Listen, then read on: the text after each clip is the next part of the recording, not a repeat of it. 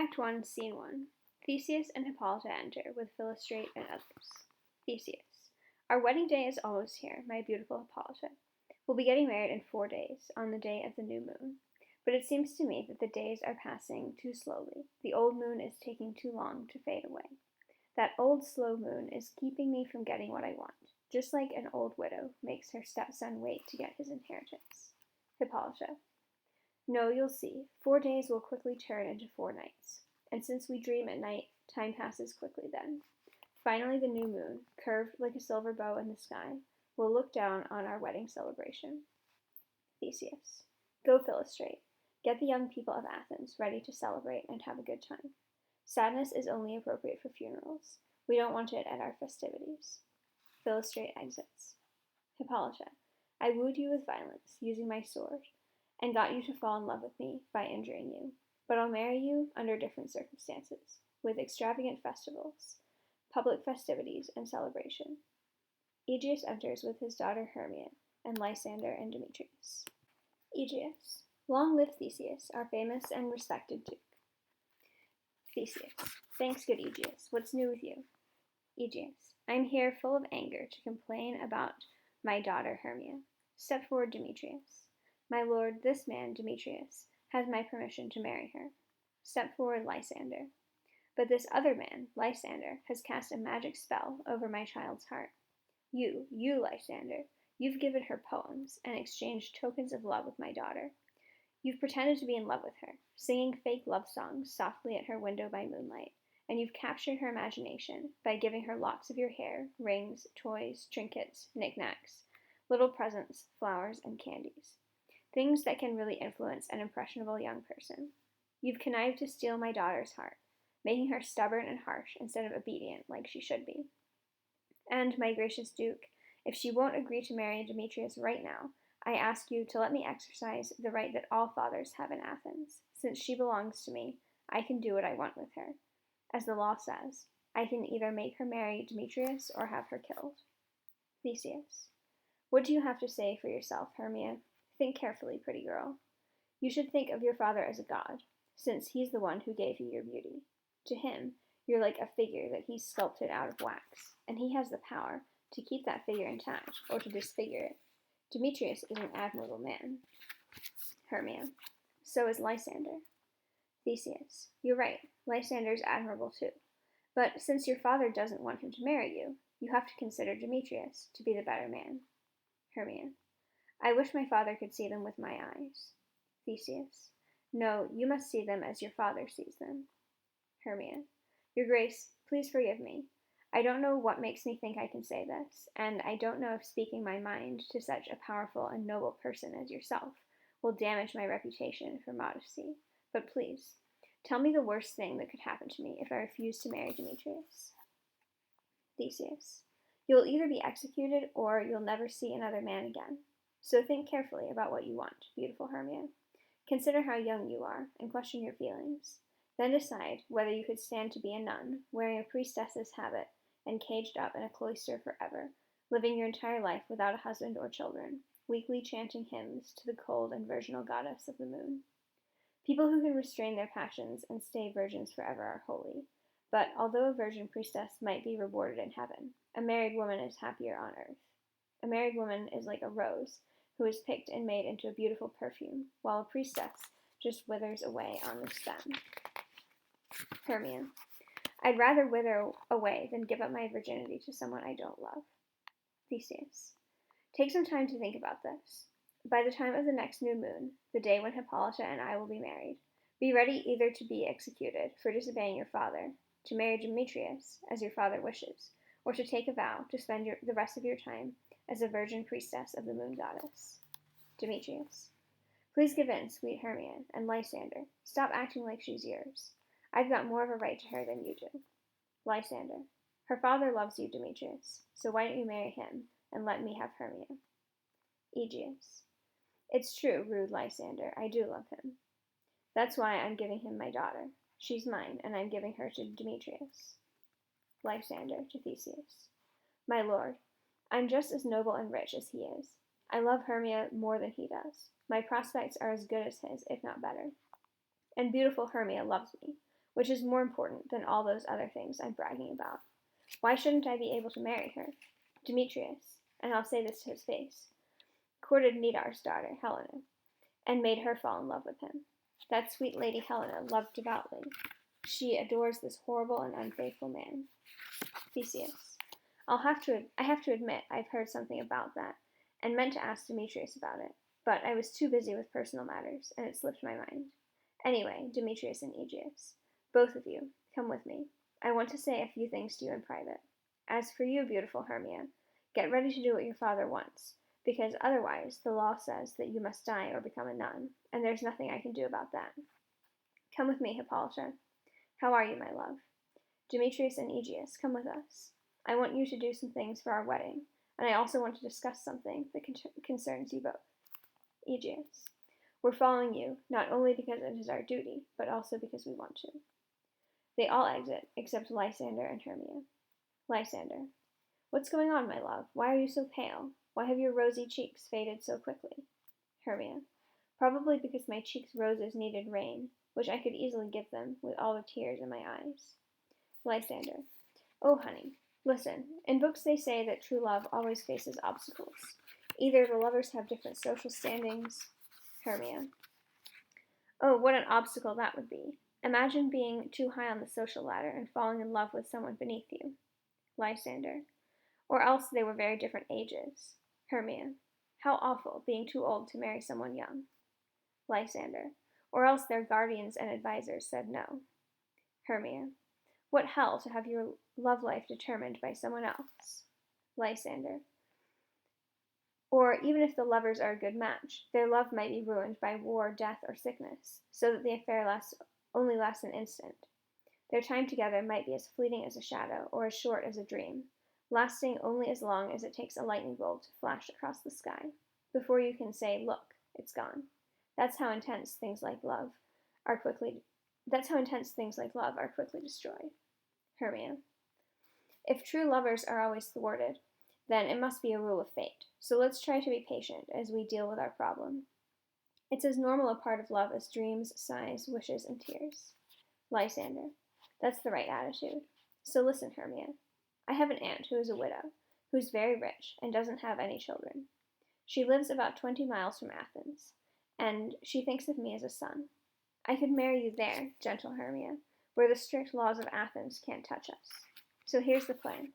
If you love me, sneak out of your father's house tomorrow night and meet me in the forest a few miles outside town. You remember the place. I met you there once with Helena to celebrate May Day. I'll wait for you there. Hermia. Oh, Lysander, I swear I'll be there tomorrow. I swear by Cupid's strongest bow and his best gold-tipped arrow, by the goddess of love's innocent doves, by everything that ties lovers together, by the bonfire where Queen Dido burned herself to death when her lover Aeneas jilted her, and by all the promises that men have broken, and men have broken more promises than women ever made. I give you my word, I will meet you at that spot tomorrow. Lysander, keep your promise, my love. Look, here comes Helena. Helena enters. Hermia, hello, beautiful Helena. Where are you going? Helena, did you just call me beautiful? Take it back. You're the beautiful one, as far as Demetrius is concerned. Oh, you're so lucky. Your eyes are like stars, and your voice is more musical than a lark's song is to a shepherd in the springtime. Sickness is contagious. I wish beauty were contagious too. I would catch your good looks before I left. My ear would be infected by your voice, my eye by your eye, and my tongue would come down with a bad case of your melodious speech. If the world were mine, I'd give it all up, everything except Demetrius, to be you. Oh, teach me how you look the way you do, and which tricks you used to make Demetrius fall in love with you. Hermia, I frown at him, but he still loves me. Helena, oh, if only my smiles could inspire love as effectively as your frowns. Hermia, I curse him, but he loves me. Helena, if only my prayers could inspire that kind of affection. Hermia, the more I hate him, the more he follows me around. Helena, the more I love him, the more he hates me. Hermia, it's not my fault he acts like that, Helena. Helena, that's true, it's your beauty's fault. I wish I had a fault like that. Hermia, don't worry. He won't see my face ever again. Lysander and I are running away from here. Before I saw Lysander, Athens seemed like paradise to me. But Lysander's so attractive that he's turned heaven into hell. Lysander. Helena will tell you about our secret plan. Tomorrow night, when the moon shines on the water and decorates the grass with tiny beads of pearly light, the time of night that always hides runaway lovers, we plan to sneak out of Athens. Hermia to Helena. In the woods where you and I used to lounge around on pale primroses, telling each other sweet secrets, that's where Lysander and I will meet. From then on, we'll turn our backs on Athens. We'll look for new friends and keep the company of strangers. Goodbye, old friend. Pray for us, and I hope you win over Demetrius. Keep your promise, Lysander. We need to stay away from each other until midnight tomorrow. Lysander. I will, my Hermia. Hermia exits. Goodbye, Helena. I hope Demetrius comes to love you as much as you love him. Lysander exits. Helena. It's amazing how much happier some people are than others. People throughout Athens think I'm as beautiful as Hermia. But so what? Demetrius doesn't think so, and that's all that matters. He refuses to admit what everyone else knows. But even though he's making a mistake by obsessing over Hermia so much, I'm also making a mistake, since I obsess over him. Love can make worthless things beautiful. When we're in love, we don't see with our eyes, but with our minds. That's why paintings of Cupid, the god of love, always show him as blind. And love doesn't have good judgment either.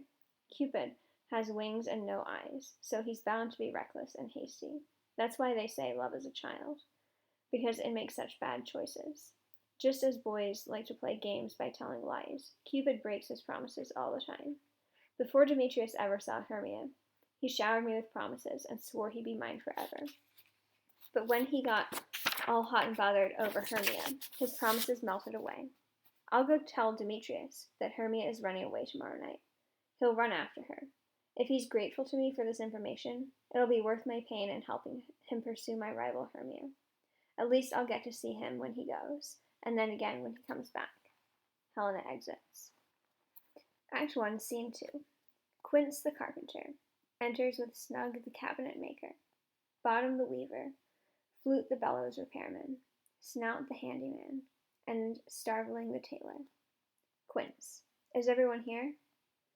Bottom. You should call their names generally, one person at a time, in the order in which their names appear on this piece of paper. Quince.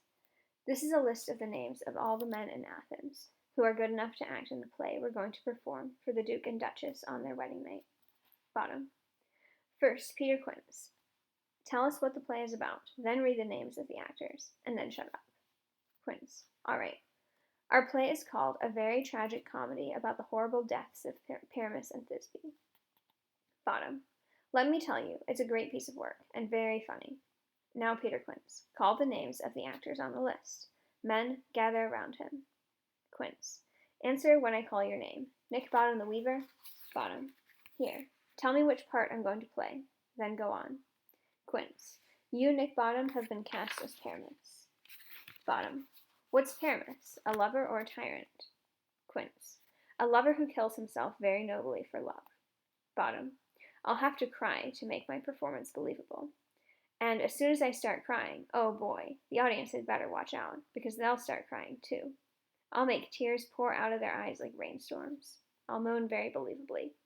Name the other actors. But I'm really in the mood to play a tyrant. I could do a great job with Hercules, or any other part that requires ranting and raving. I would rant and rave really well. Like this, listen. The raging rocks and shivering shocks will break the locks of prison gates, and the sun god's car will shine from far away, and make and mar foolish fate. Oh, that was truly inspired. Now, tell us who the other actors are. By the way, my performance just now was in the style of Hercules, the tyrant style. A lover would have to be weepier, of course. Quince. Francis Flute, the bellows repairman? Flute. Here, Peter Quince. Quince. Flute, you'll be playing the role of Thisbe. Flute. Who's Thisbe? A knight on a quest? Quince. Thisbe is the lady Pyramus is in love with.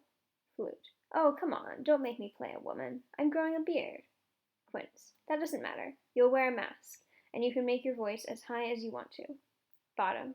In that case, if I can wear a mask, let me play Thisbe too. I'll be Pyramus first. Thisne, Thisne. And then in falsetto, ah, Pyramus, my dear lover, I'm your dear Thisbe, your dear lady. Quince, no, no. Bottom, you're Pyramus, and flute, you're Thisbe. Bottom, all right, go on. Quince. Robin Starveling, the tailor. Starveling. Here, Peter Quince. Quince.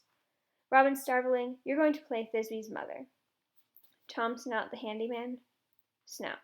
Here, Peter Quince. Quince. You'll be Pyramus's father. I'll play Thisbe's father myself. Snug, the cabinet maker, you'll play the part of the lion. So that's everyone. I hope this play is well cast now. Snug. Do you have the lion's part written down? If you do, please give it to me, because I need to start learning the lines. It takes me a long time to learn things. Quince. You can improvise the whole thing. It's just roaring. Bottom. Let me play the lion too. I'll roar so well that it'll be an inspiration to anyone who hears me. I'll roar so well that the Duke will say, let him roar again, let him roar again. Quince. If you roar too ferociously, you'll scare the Duchess and the other ladies and make them scream, and that would get us all executed. All. Yeah, that would get every single one of us executed. Bottom. Well, my friends, you've got to admit that if you scare the living daylights out of the ladies, they'll have no choice but to execute us. But I'll soften my voice, aggravate it, so to speak, so that I'll roar as gently as a baby dove. I'll roar like a sweet, peaceful nightingale. Quince. You can't play any part except Pyramus, because Pyramus is a good-looking man, the most handsome man that you could find on a summer's day, a lovely, gentlemanly man. So you're the only one who could play Pyramus. Bottom. Well then, I'll do it. What kind of beard should I wear for the part? Quince. Whatever kind you want, I guess. Bottom. I'll play the part wearing either a straw-colored beard, or a sandy beard, or a red beard, or one of those bright yellow beards that's the color of a French coin. Quince. Some French people don't have beards at all, because syphilis has made all their hair fall out, so you might have to play the part clean-shaven. But gentlemen, here are your scripts, and I beg you to please learn them by tomorrow night. Meet me in the Duke's Forest, a mile outside town. It's best to rehearse there, because if we do it here in the city, we'll be bothered by crowds of people, and everyone will know the plot of our play. Meanwhile, I'll make a list of props that we'll need for the play. Now make sure you show up, all of you. Don't leave me in the lurch. Bottom. We'll be there, and there we'll rehearse courageously and wonderfully, truly obscenely. Work hard. Know your lines. Goodbye. Quince. We'll meet at the giant oak tree in the Duke's Forest. Bottom. Got it? Be there, or don't show your face again. They all exit. Act 2, Scene 1. A fairy and Robin Goodfellow, a puck or mischievous spirit, meet on stage. Robin. Hello, spirit. Where are you going? Fairy. I go over hills and valleys, through bushes and thorns, over parks and fenced-in spots, through water and fire. I wander everywhere, faster than the moon revolves around the earth. I work for Titania, the fairy queen, and organize fairy dances for her in the grass. The cowslip flowers are her bodyguards. You'll see that their petals have spots on them. Those are rubies, fairy gifts. Their sweet smells come from those little freckles. Now I have to go find some dewdrops and hang a pearl earring on every cowslip flower. Goodbye, you dumb old spirit. I've got to go. The queen and her elves will be here soon. Robin. The king's having a party here tonight. Just make sure the queen doesn't come anywhere near him, because King Oberon is extremely angry. He's furious because she stole an adorable boy from an Indian king. She's never kidnapped such a darling human child before, and Oberon's jealous. He wants the child for himself, to accompany him on his wanderings through the wild forests. But the queen refuses to hand the boy over to Oberon. Instead, she puts flowers in the boy's hair and makes a fuss over him. And now, Oberon and Titania refuse to speak to each other, or meet each other anywhere, neither in the forest, nor on the plain, nor by the river, nor under the stars. They always argue, and the little fairies get so frightened that they hide in acorn cups and won't come out. Fairy. Unless I'm mistaken, you're that mischievous and naughty spirit named Robin Goodfellow. Aren't you the one who goes around scaring the maidens in the village, stealing the cream from the top of the milk, screwing up the flour mills, and frustrating housewives by keeping their milk from turning into butter? Aren't you the one who keeps beer from foaming up as it should, and causes people to get lost at night while you laugh at them? Some people call you Hobgoblin and Sweet Puck, and you're nice to them. You do their work for them and give them good luck. That's you, right? Robin. What you say is true. That's me you're talking about. The playful wanderer of the night. I tell jokes to Oberon and make him smile. I'll trick a fat, well-fed horse into thinking that I'm a young female horse. Sometimes I hide at the bottom of an old woman's drink, disguised as an apple. When she takes a sip, I bob up against her lips and make her spill the drink all over her withered old neck. Sometimes a wise old woman with a sad story to tell tries to sit down on me, thinking I'm a three-legged stool, but I slip from underneath her and she falls down, crying, "Ow, my butt," and starts coughing, and then everyone laughs and has fun. But step aside, Fairy. Here comes Oberon. Fairy. And here's my mistress, Titania. I wish he'd go away. Oberon, the fairy king, and his followers enter. On the opposite side of the stage, Titania, the fairy queen, and her followers enter. Oberon. How not nice to see you, Titania. Titania. What, are you jealous, Oberon? Fairies, let's get out of here. I've sworn I'll never sleep with him or talk to him again. Oberon. Wait just a minute, you brazen hussy. Aren't you supposed to obey me, your lord and husband? Titania. If you're my lord and husband, I must be your lady and wife, so you're supposed to be faithful to me. But I know for a fact that you snuck away from fairyland, disguised as a shepherd, and spent all day playing straw pipes and singing love poems to your new girlfriend. The only reason you left India was to come here and see that butch Amazon Hippolyta. She was your boot-wearing mistress and your warrior lover, and now that she's getting married to Theseus, you've come to celebrate their marriage. Oberon. How can you stand there shamelessly talking about me and Hippolyta, when you know that I know all about your love for Theseus? Weren't you the one who made him desert Perigona in the middle of the night, right after he'd raped her? And weren't you the one who made him cheat on all of his other girlfriends, like Aegiles, Ariadne, and Antiopa? Titania. These are nothing but jealous lies. Since the beginning of Midsummer, my fairies and I haven't been able to meet anywhere, or do our dances in the wind, without being disturbed by you and your arguments. We haven't been able to meet on a hill or a valley, in the forest or meadow, by a pebbly fountain or a rushing stream, or on the beach by the ocean, without you disturbing us. And because you interrupt us so that we can't dance for them, the winds have made fogs rise up out of the sea and fall down on the rivers, so that the rivers flood, just to get revenge on you. So all the work that oxen and farmers have done in plowing the fields has been for nothing, because the unripe grain has rotted before it was ripe. Sheep pens are empty in the middle of the flooded fields, and the crows get fat from eating the dead bodies of infected sheep. All the fields where people usually play games are filled with mud, and you can't even see the elaborate mazes that people create in the grass, because no one walks in them anymore, and they've all grown over. It's not winter here for the human mortals, so they're not protected by the holy hymns and carols that they sing in winter. So the pale, angry moon, who controls the tides, fills the air with diseases. As a consequence of this bad weather and these bad moods, the seasons have started to change. Cold frosts spread over the red roses, and the icy winter wears a crown of sweet summer flowers as some sick joke. Spring, summer, fertile autumn, and angry winter have all changed places, and now the confused world doesn't know which is which. And this is all because of our argument. We are responsible for this. Oberon. Do something about it then. You have the power to fix it. Why would Titania want to argue with her Oberon? All I'm asking for is to have that little human boy as part of my crew. Titania. Get over it. I won't give up this child for all of fairyland. His mother was one of my worshippers, and we always used to gossip together at night in India, sitting together by the ocean and watching the merchant ships sailing on the ocean. We used to laugh to see the sails fill up with wind, so that they looked like they had big pregnant bellies, as if the wind had gotten them pregnant. She would imitate them, since she was already pregnant with a little boy, and she would go sailing over the land herself to go get me some little presents, and come back carrying gifts like she was a ship coming back from a voyage. But since she was a mortal, she died giving birth to that boy, and for her sake I'm raising him and will not give him up. Oberon. How long do you plan to stay here in this forest? Titania. Maybe until after Theseus' wedding day. If you behave yourself and join us in our circle dance and moonlight celebrations, then you can come with us. If not, leave me alone, and I'll stay away from your turf. Oberon. Give me that boy and I'll come with you. Titania. Not for your entire fairy kingdom. Come, fairies, let's go. We're going to have an out-and-out brawl if I stay any longer. Titania and her fairies exit. Oberon. Well, go on your way then.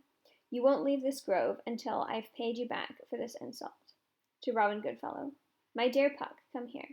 You remember the time when I was sitting on a cliff and I heard a mermaid sitting on a dolphin's back sing such a sweet and harmonious song that it calmed the stormy sea and made stars shoot out of the sky so they could hear her better? Robin. Yes, I remember. Oberon. That same night, I saw Cupid flying from the moon to the earth with all of his arrows ready. You couldn't see him, but I could.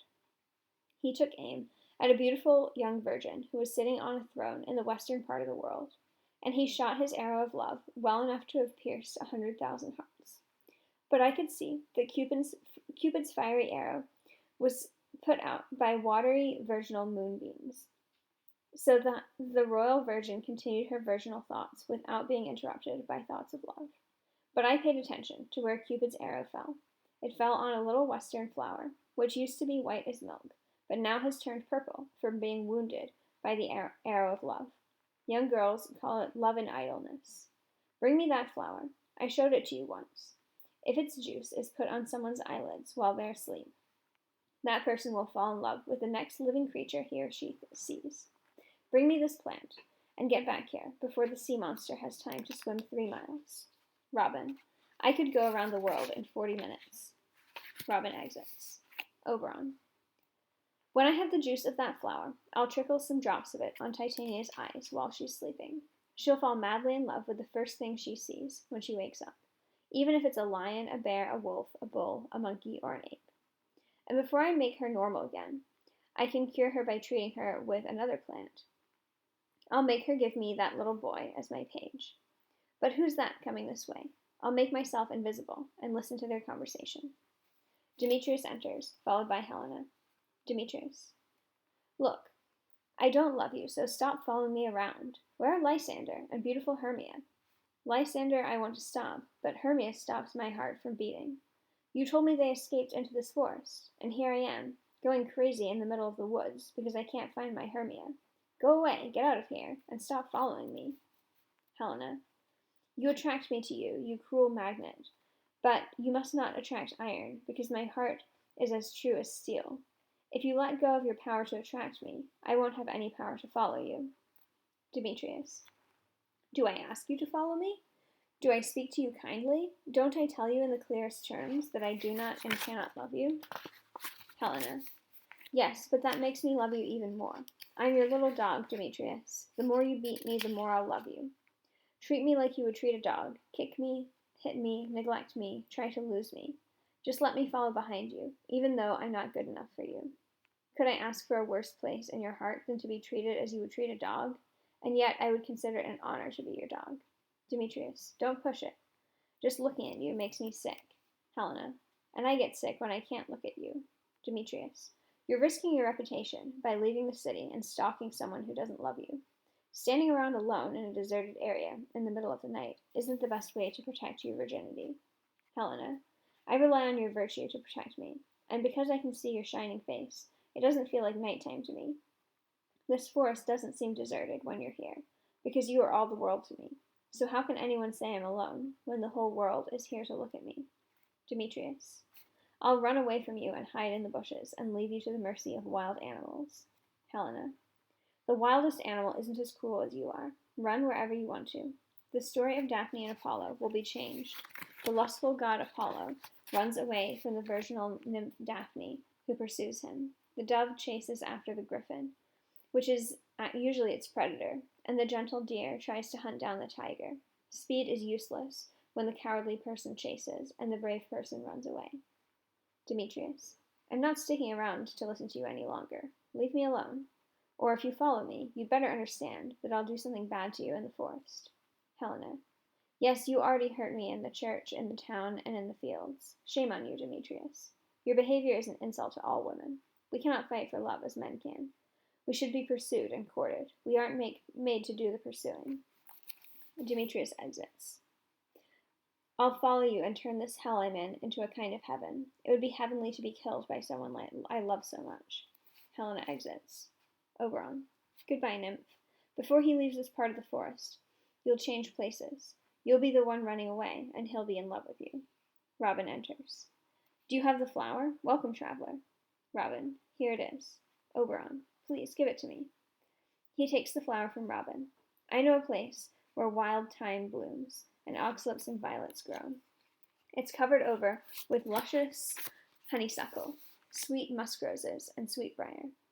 Titania sleeps there sometimes at night, lulled to sleep among the flowers by dances and other delights. Snakes shed their skin there, and the shed skin is wide enough to wrap a fairy in. I'll put the juice of this flower on Titania's eyes and fill her with horrible delusions and desires. He gives Robin a part of the flower. You take some of it too, and look around in this part of the forest. A sweet Athenian lady is in love with a young man who wants nothing to do with her. Put some of this flower's juice on his eyes, and make sure to do it in such a way that the next thing he sees will be the lady. You'll be able to tell it's him because he's wearing Athenian clothes. Do it carefully, so that he'll end up loving her more than she loves him. And then make sure to meet me before the roosters first crow at dawn. Robin. Don't worry, sir. I'm at your service. They all exit separately. Act 2, Scene 2. Titania the Fairy Queen enters with her following of fairies. Titania. Come, dance in a circle and sing a fairy song, and then go off for a while to do your work. Some of you will kill the worms infesting the rosebuds. Some of you will fight with bats to get their leathery wings, so we can make coats for my small elves. Some of you will keep that loud owl away, the one that hoots and wonders every night at us dainty fairies. Sing me to sleep now, and then go off to do your duties and let me rest. The fairies sing. First fairy, singing. Snakes with forked tongues and porcupines, don't be seen. Deadly lizards, don't be mean. Don't come near our fairy queen. Fairies, singing. Nightingale, melodiously sing our sweet lullaby. Lulla, lulla, lullaby. Lulla, lulla, lullaby. Let no harm, or spell, or charm come near our lovely lady. Say good night with a lullaby. First fairy, singing. Spiders with your webs, stay away. You long-legged things, be gone. Black beetles, don't come near. Worms and snails, don't be bad. Fairies, singing. Nightingale, melodiously sing our sweet lullaby. Lulla, lulla, lullaby. Lulla, lulla, lullaby. Let no harm, or spell, or charm come near our lovely lady. Say good night with a lullaby. Titania falls asleep. Second fairy. Okay, let's go. Everything's fine now. One of us will stay and stand guard. The fairies exit. Oberon enters. Oberon.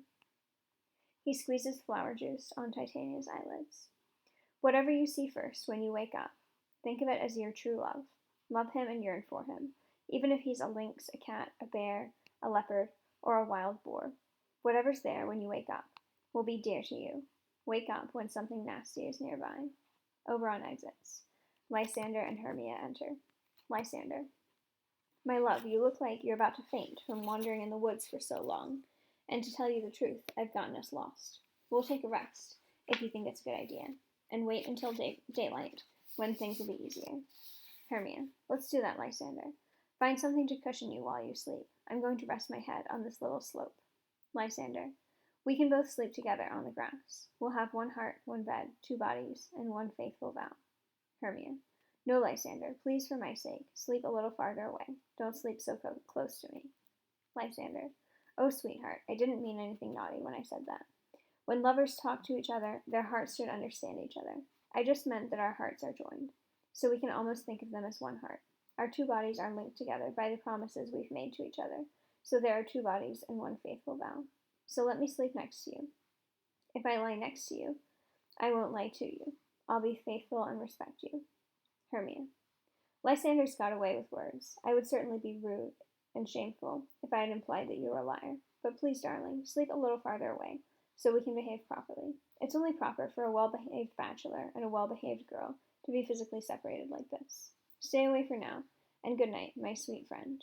I hope your love for me remains this strong for your entire life. Lysander. Amen to that.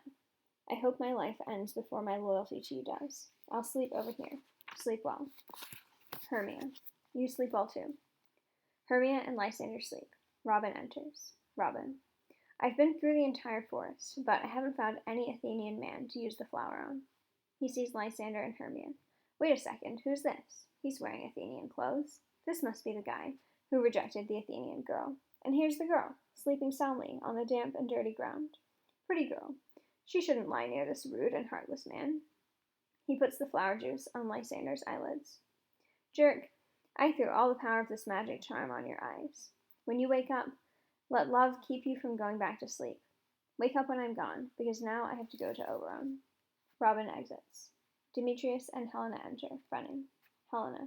Stop, Demetrius. Stop, if only to kill me. Demetrius. I'm telling you, get out of here, and don't follow me around like this. Helena. Oh, will you leave me alone in the dark? Don't. Demetrius. Stay here at your own risk. I'm going on alone. Demetrius exits. Helena. Oh, I'm out of breath from this foolish chase. The more I pray, the less I get out of it. Hermia is lucky, whatever she is, because she has beautiful eyes. How did her eyes get so bright? Not from crying. If that's the case, tears wash my eyes more than hers. No, I'm as ugly as a bear, since animals that see me run away in terror. So it's no surprise that Demetrius runs away from me as if I were a monster.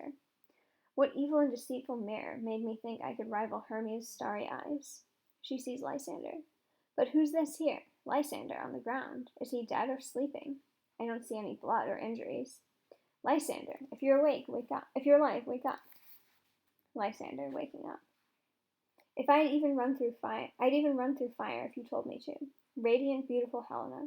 I feel like Mother Nature has allowed me to see into your heart, as if by magic. Where's Demetrius? Oh, I'd kill that man with my sword if I could. Helena, don't say that, Lysander, don't say that. Why do you care that he loves Hermia? Why does it matter? Hermia still loves you, so be happy. Lysander, happy with Hermia? No. I regret all the boring time I wasted with her. I don't love Hermia. I love Helena. Who wouldn't love a dove more than a crow? A man's desires are influenced by his logical mind, and it's simply logical that you're more worthy of love than Hermia is. Fruits and vegetables don't ripen until the right season of the year. Likewise, I'm young, and my sense of reason has just ripened. I can finally see the light. My logic has more control over my desires than it used to, and it's telling me to look into your eyes, where I see every love story ever told. Helena. Why does everyone always make fun of me? What have I done to deserve this kind of treatment from you? Is it not enough, young man, that I'll never be pretty enough to get a kind look from Demetrius? Do you have to harp on my inadequacy? My God, it's wrong for you to woo me in such a cruel, disdainful way. But goodbye. I have to tell you, I thought you were a much kinder person than this. Oh, how awful that a lady who's been rejected by one man should therefore be treated horribly by another one. Helena exits. Lysander. She doesn't see Hermia. Hermia, keep sleeping, and don't come near me ever again. Eating too many sweets makes people sick to their stomachs, and people always hate the mistakes they made in the past, worse than anyone else hates those mistakes. Hermia, you're the sweet I've had too much of, and the mistake I used to make, so I hate you more than anyone else does. I'll use all my talents and efforts to serve Helen and bring her honor. Lysander exits. Hermia, waking up. Help me, Lysander, help me. Get the snake off my chest. Oh my God, what a terrible dream I just had.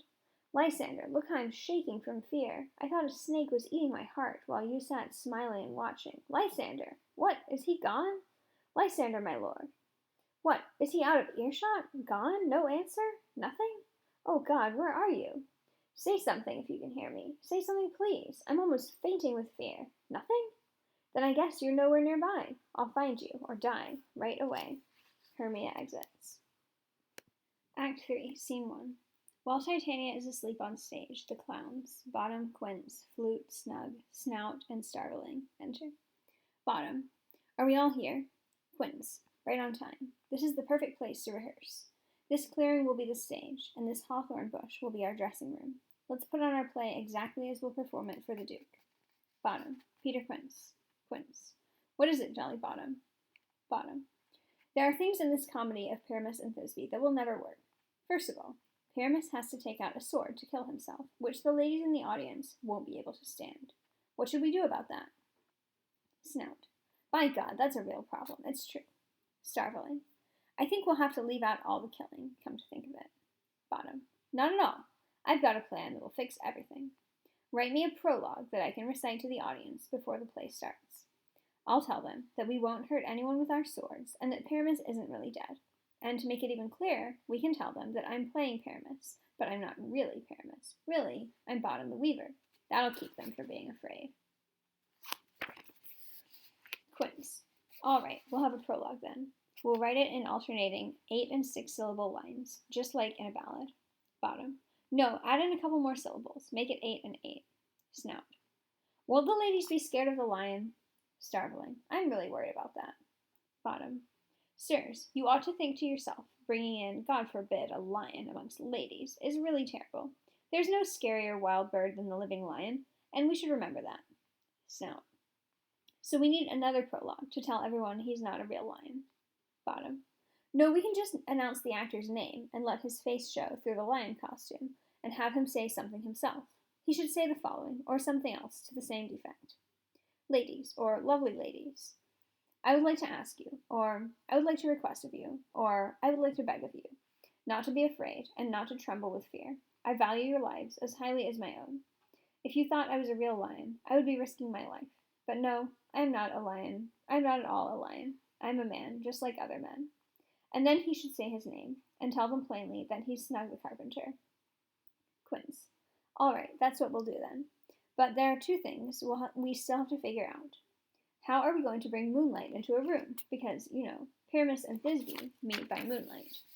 Snout. Will the moon be shining on the night we're performing our play? Bottom.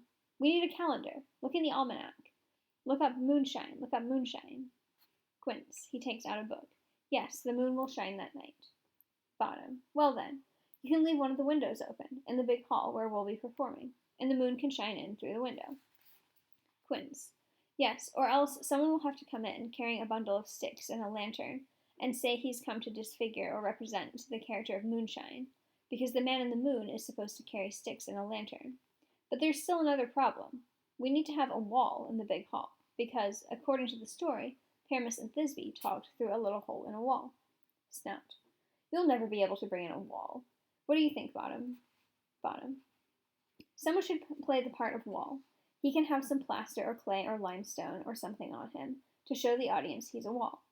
He can hold his fingers in a V shape like this, and Paramus and Thisbe can whisper to each other through that little crack. Quince. If we can do that, everything will be all right. Now sit down, everybody, and rehearse your parts. Paramus, you start. When you have said your lines, go hide in that bush. Everyone else, go there too, when you're not on stage. Robin enters, unseen by the characters on stage. Robin, to himself. Who are these country bumpkins, swaggering around, so close to where the fairy queen is sleeping? What? Are they about to put on a play? I'll watch, and I'll act in it too, if I feel like it. Quince. Speak, Paramus. Thisbe, come forward. Bottom, as Paramus. Thisbe. Flowers with sweet, odious smells. Quince. Odors, odors. Bottom, as Paramus. Odors and smells are like your breath, my dearest Thisbe dear. But what's that? A voice. Wait here a while. I'll be right back. Bottom exits. Robin, to himself. That's the strangest Paramus I've ever seen. Robin exits. Flute. Am I supposed to talk now? Quince. Yes, you are. You're supposed to show that you understand that Paramus just went to check on a noise that he heard and is coming right back. Flute, as Thisbe. Most radiant Paramus, you are as white as a lily and the color of a red rose on a splendid rose bush, a very lively young man, and also a lovely Jew. You are reliable as a horse that never gets tired. I'll meet you, Paramus, at Ninny's grave. Quince. That's Ninus's grave, man. And don't say all of that yet. You're supposed to say some of it as a reply to Paramus. You just said all of your lines at once, cues and all. Paramus, enter. You've missed your cue. It's never get tired. Flute. Oh, as Thisbe. As reliable as a horse that never gets tired. Robin enters with Bottom, with a donkey's head instead of a human head. Bottom, as Paramus. If I were handsome, my lovely Thisbe, I would still want only you. Quince. Help, it's a monster! We're being haunted! Run, everyone, run! Quince, Flute, Snug, Snout, and Starveling exit. Robin. I'll follow you! I'll run you around in circles, through bogs and bushes and woods and thorns. Sometimes I'll take the shape of a horse, sometimes I'll take the shape of a hound or a pig or a headless bear. Sometimes I'll turn into fire, and I'll neigh like a horse and bark like a hound and grunt like a pig and roar like a bear and burn like a fire at every turn. Robin exits. Bottom. Why are they running away? This is some joke of theirs to scare me. Snout enters. Snout. Oh, Bottom, you've changed. What have you got on your head? Bottom. What do you think I've got on my head? You're acting like an ass, don't you think? Snout exits. Quince enters. Quince. God bless you, Bottom. God bless you. You've been changed, reborn. Quince exits. Bottom. I see what they're up to. They want to make an ass of me, to scare me if they can, but I won't leave this spot, no matter what they do. I'll walk up and down and sing a song, so they'll know I'm not afraid. Singing. The blackbird with his black feathers, and its orange and tan beak, the thrush with its clear voice, the wren with its small piping chirp. Titania, waking up. What angel is this who's waking me up from my bed of flowers? Bottom, singing. The finch, the sparrow, and the lark, the gray cuckoo with his simple song that many men hear, but they don't dare say no to it.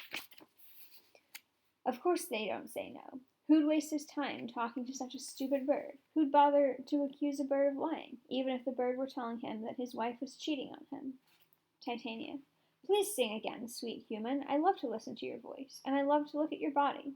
I know this is the first time I've ever seen you, but you're so wonderful that I can't help swearing to you that I love you. Bottom. I don't think you've got much of a reason to love me, but, to tell you the truth, reason and love have very little to do with each other these days. It's too bad some mutual friend of theirs doesn't introduce them. Ha ha. No, I'm just kidding. Titania. You're as wise as you are beautiful. Bottom. No, that's not true. But if I were smart enough to get out of this forest, I'd be wise enough to satisfy myself. Titania. Don't bother wishing you could leave this forest, because you're going to stay here whether you want to or not. I'm no ordinary fairy. I rule over the summer, and I love you. So come with me. I'll give you fairies as servants, and they'll bring you jewels from the depths of the ocean, and sing to you while you sleep on a bed of flowers. And I'll turn you into a spirit like us, so you won't die as humans do. Come here, Peas Blossom, Cobweb, Moth, and Mustard Seed. 4 fairies. Peas Blossom, Cobweb, Moth, and Mustard Seed enter. Peas Blossom. Ready. Cobweb. Me too. Moth. Me too. Mustard Seed. And me too. All. Where should we go? Titania. Be kind and polite to this gentleman. Follow him around. Leap and dance before him. Feed him apricots and blackberries, with purple grapes, green figs, and mulberries. Steal honey from the bumblebees, and make candles out of the beeswax. Light them with the light of glowworms, so my love will have light when he goes to bed and wakes up. Pluck off colorful butterfly wings, and use them to fan moonbeams away from his eyes as he sleeps. Bow to him, fairies, and curtsy to him. Peas Blossom. Hello, mortal. Cobweb. Hello, Moth. Hello, Mustard Seed. Hello, Bottom. I beg your pardon, sirs. Please tell me your name, sir. Cobweb. Cobweb. Bottom. I'd like to get to know you better, Mr. Cobweb. If I cut my finger, I'll use you as a bandage to stop the bleeding. And your name, sir? Peas Blossom. Peas Blossom. Bottom. Please give my regards to your mother, Mrs. Peapod, and your father, Mr. Peapod. Good Mr. Peas Blossom. I'd like to get to know you better, too. And you? May I ask what your name is, sir? Mustard Seed. Mustard Seed. Bottom. Good Mr. Mustard Seed. I know you very well. Those cowardly, gigantic sides of beef have been responsible for many of your family members getting eaten as a condiment on beef. I swear to you, many members of your mustard family have made my eyes water before. I look forward to getting to know you better, Mr. Mustard Seed. Titania. Take good care of him. Take him to my sleeping area. The moon looks sad to me. When she cries, all the little flowers cry too. They're sad because someone is prevented from having sex, or is having it against her will. Keep my lover quiet. Bring him to me in silence. They all exit. Act 3, Scene 2. Oberon the Fairy King enters. Oberon. I wonder if Titania is awake yet, and if she is, I wonder what the first thing she saw was. Whatever it is, she must be completely in love with it by now. Robin enters. Ah, here comes my messenger. What's going on, you crazy spirit? What havoc have you wreaked in this part of the forest? Robin. My mistress Titania is in love with a monster. While she was sleeping in her bed of flowers, A group of bumbling idiots, rough workmen from Athens, got together nearby to rehearse some play they planned to perform on Theseus's wedding day. The stupidest one, who played Pyramus in their play, finished his scene and went to sit in the bushes to wait for his next cue. I took that opportunity to stick a donkey's head on him. When it was time for him to go back on stage and talk to his Thisbe, he came out of the bushes and everyone saw him. His friends ran away as fast as ducks scatter when they hear a hunter's gunshot. One of them was so frightened when he heard my footsteps that he yelled, "Murder!" and called for help from Athens.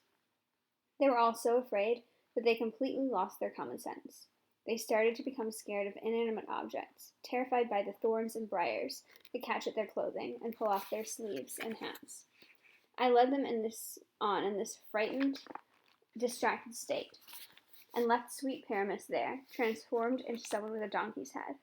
At that exact moment, Titania woke up and immediately fell in love with him and asked, "Oberon, this is going even better than I planned, but have you put the love juice from the flower on the eyes of that Athenian, as I asked you to do?" Robin: "Yes, I found him when he was asleep, so that's taken care of too. And the Athenian woman was sleeping near him. When he woke up, he must have seen her." Demetrius and Hermia enter. Oberon, speaking so that only Robin can hear: "Step aside. Here's the Athenian coming now." Robin, speaking so that only Oberon can hear: "That's definitely the woman I saw, but it's not the same man." Demetrius: "Why are you so rude to someone who loves you so much? Save that kind of harsh language for your worst enemy." Hermia: "I'm only scolding you now, but I should treat you much worse, because I'm afraid you've given me good reason to curse you. If you killed Lysander while he was sleeping, then you're already up to your ankles in blood. You might as well jump right into a bloodbath and kill me too. He was more faithful to me than the sun is to the daytime. Would he have snuck away from me while I was asleep? I'll believe that when I believe there's a hole through the center of the earth, and the moon has passed all the way through to the other side. The only possibility is that you've murdered him. A murderer should look like you do, so pale and grim." Demetrius: "That's how someone who's been murdered should look. And that's how I look. You've pierced me through the heart with your cruelty, and yet you, the murderer, look as bright and as clear as a star in the sky." Hermia: "What does that have to do with my Lysander? Where is he? Oh, good Demetrius, will you find him for me?" Demetrius: "I would rather feed his corpse to my dogs." Hermia: "Get out, dog. You've driven me to my wit's end. Did you kill him, then? From now on, I won't even consider you a human being. Oh, just tell the truth for once. Tell the truth, if only for my sake. Would you have even dared to look at him when he was awake? And did you kill him while he was sleeping? Oh, how brave of you. A snake could do that as easily as you could. A snake did do it, because no snake ever had a more forked lying tongue than you have." Demetrius: "You're getting all worked up over a misunderstanding. I didn't kill Lysander. As far as I know, he's not even dead." Hermia: "Then please tell me he's all right." Demetrius: "If I told you that, what would I get out of it?" Hermia: "The privilege of never seeing me again. And now I'm going to leave your despised company. You'll never see me again, whether or not he's dead." Hermia exits. Demetrius: "I can't go after her when she's in a rage like this, so I'll stay here for a while. Sadness gets worse when you haven't had enough sleep. I'll try to sleep a little there." Demetrius lies down and falls asleep. Oberon, to Robin: "What have you done? You've made a mistake and put the love juice on someone else, someone who was truly in love. Because of your mistake, someone's true love must have turned bad, instead of this man's false love being turned into a true love." Robin: "In that case, it must be fate. That's the way of the world. For every man who's faithful to his true love, 1,000,000 end up running after a different lover." Oberon: "Go around the forest, moving faster than the wind, and make sure you find Helena of Athens. She's lovesick, and her face is pale from all the sighing she's been doing, because sighing is bad for the blood. Bring her here with some trick or illusion, and I'll put the charm on his eyes for when she comes." Robin: I go. Look at me go, faster than an arrow from a Tartar's bow." Oberon, putting flower juice on Demetrius's eyelids: "You purple flower, hit by Cupid's arrow, sink into the pupils of this man's eyes. When he sees the girl he should love, make her seem as bright to him as the evening star. Young man, when you wake up, if she's nearby, Beg her to cure your lovesickness. Robin enters. Helena is nearby, boss. The young man who I mistook for this one is there too, begging her to love him. Should we watch this ridiculous scene? Lord, what fools these mortals are. Oberon, step aside. The noise they're making will wake up Demetrius.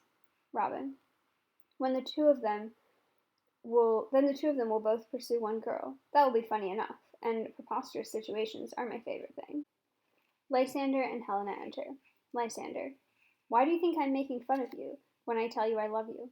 People don't cry when they're mocking someone. Look, when I swear that I love you, I cry, and when someone cries while he's making a promise, he's usually telling the truth.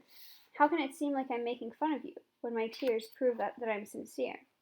Helena, you get trickier and trickier. You've made the same promises to me and to Hermia. They can't both be true. They must both be false. The promises you're making to me belong to Hermia. Will you abandon her? If you weighted the promises you made to me against the promises you made to her, they'd come out the same. They both weigh nothing. They're lies. Lysander, I wasn't thinking clearly when I made those promises to her. Helena, and I don't believe you're thinking clearly now as you break those promises. Lysander, Demetrius loves her, and he doesn't love you. Demetrius, waking up. Oh, Helena, you goddess, you divine and perfect nymph. What can I compare your eyes to? Crystal isn't as clear as they are. Oh, your lips are ripe as a pair of tempting cherries touching each other. The pure white of the snow on a mountain top seems black as a crow's wing next to the whiteness of your hands. Oh, let me kiss your beautiful white hand. It'll make me so happy. Helena, damn it. I see you're all determined to gang up on me for a few laughs. If you had any manners at all, you wouldn't treat me like this. Can't you just hate me as I know you do? Do you have to get together to humiliate me too? If you were real men, as you pretend to be, you wouldn't treat a lady this way, making vows and promises and praising my beauty, when I know you're really both disgusted by me. You're competing for Hermia's love, and now you're competing to see which one of you can make fun of me the most. That's a great idea, a really manly thing to do, making a poor girl cry. No respectable person would offend an innocent girl just to have some fun. Lysander, don't be cruel, Demetrius. I know you love Hermia, and you know I know it. Right here, right now, I swear, I'm giving up all my claims on her and handing her to you. In exchange, give up your claim to love Helena, since I love her, and will love her until I die. Helena, nobody's ever gone to so much trouble just to make fun of someone. Demetrius, Lysander, keep your Hermia. I don't want her. If I ever loved her, all that love is gone now. My love for her was temporary. Now I'll love Helena forever. Lysander, Helena is not true. Demetrius, don't insult a deep love that you don't understand, or you'll pay the price. Look, here comes the woman you love. Hermia enters. Hermia, it's hard to see clearly in the dark of night, but it's easier to hear well. I couldn't see you, Lysander, but I heard your voice, and that's how I found you. Why did you leave me alone so unkindly? Lysander, why stay when love tells you to go? Hermia, but what love could make my Lysander leave me? Lysander, I had to hurry to my love, beautiful Helena, who lights up the night better than all those fiery stars. Why are you looking for me? Didn't you figure out that I left because I hate you? Hermia, you can't mean what you're saying. It's impossible. Helena, no, so she's in on this too. Now I see that all three of them have gotten together to play this cruel trick on me. Hurtful Hermia, you ungrateful girl. Have you conspired with these two to provoke me with this horrible teasing? Have you forgotten all the talks we've had together, the vows we made to be like sisters to one another, all the hours we spent together wishing that we never had to say goodbye? Have you forgotten? Our friendship in our school days, our childhood innocence. We used to sit together and sew one flower with our two needles, sewing it on one piece of cloth, sitting on the same cushion, singing one song in the same key, as if our hands, our sides, our voices, and our minds were stuck together. We grew together like twin cherries, which seemed to be separate but were also together, two lovely cherries on one stem. We seemed to have two separate bodies, but we had one heart. Do you want to destroy our old friendship by joining these men to insult your poor friend? It's not friendly, and it's not ladylike. All women would be angry with you for doing it, even though I'm the only one who's hurt by it. Hermia, I'm completely dumbfounded by what you're saying. I'm not insulting you. It sounds more like you're insulting me. Helena. Come on, confess.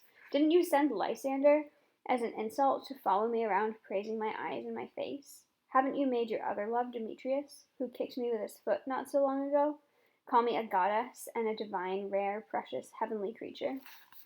Why does he talk like that to a girl he can't stand? And why does Lysander deny that he loves you when he loves you so deeply?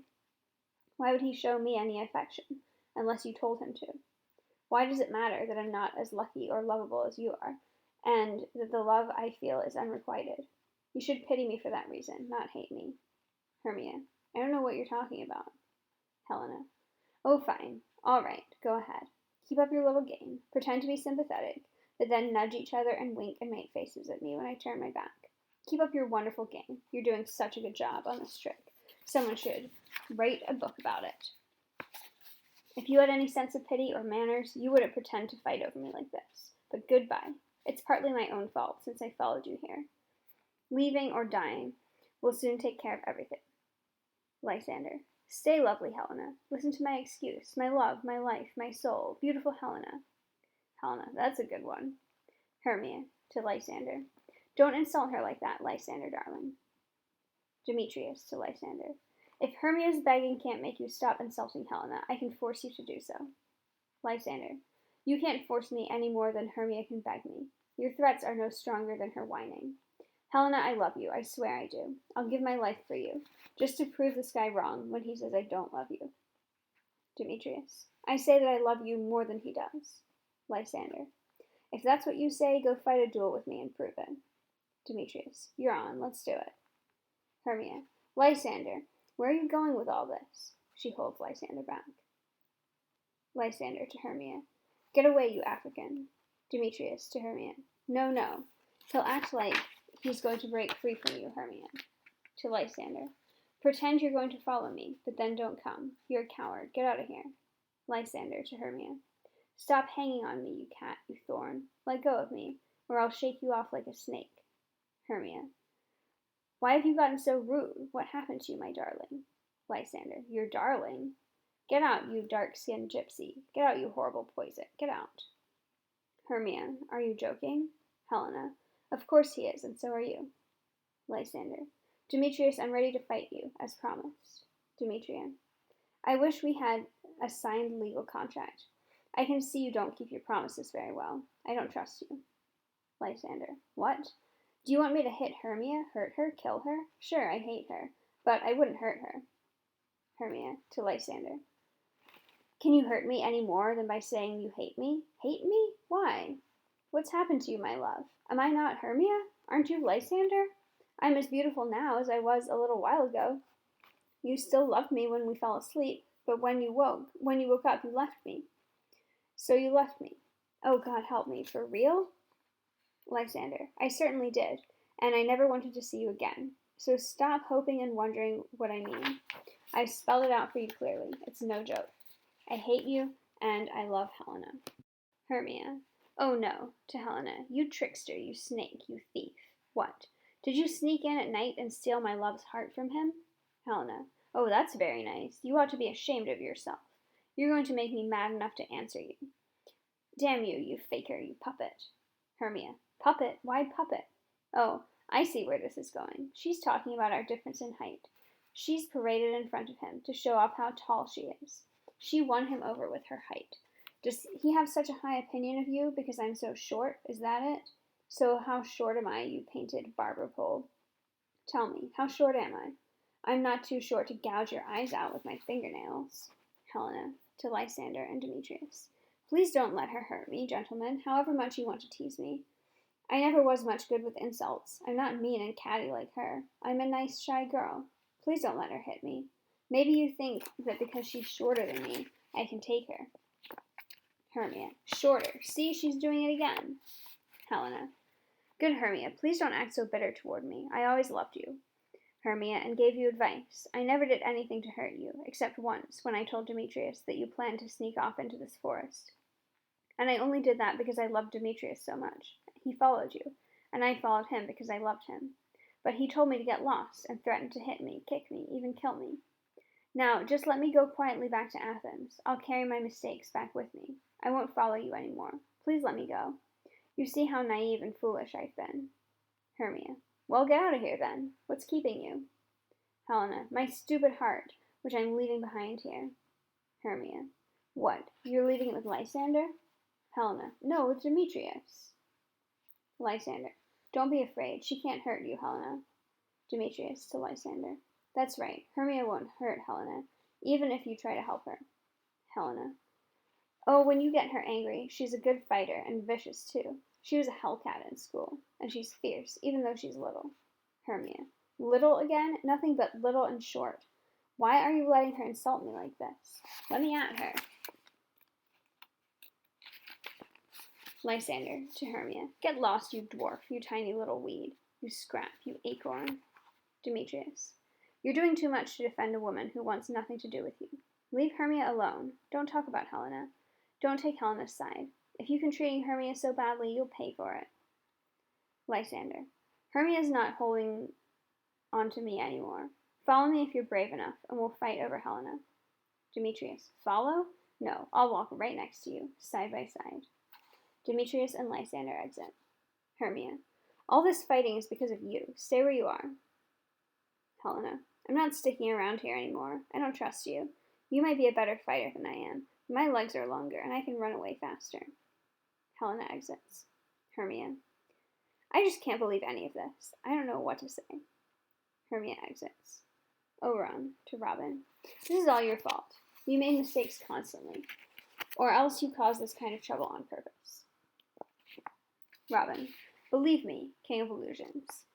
I made a mistake. Didn't you tell me that I'd be able to recognize the man by the Athenian clothes he was wearing? So far, I've done exactly what I was supposed to. I put the love potion on an Athenian's eyes. And so far, I'm pleased with the way things have turned out, since I find all this commotion very entertaining. Oberon. As you can see, these lovers are looking for a place to fight. Hurry up, Robin, and we'll make the night dark and cloudy. Cover the sky with a low-hanging fog, as dark as hell, and get these overeager rivals so completely lost in the woods that they can't run into each other. Imitate Lysander's voice, and egg Demetrius on with insults. Then rant for a while in Demetrius's voice, and egg Lysander on.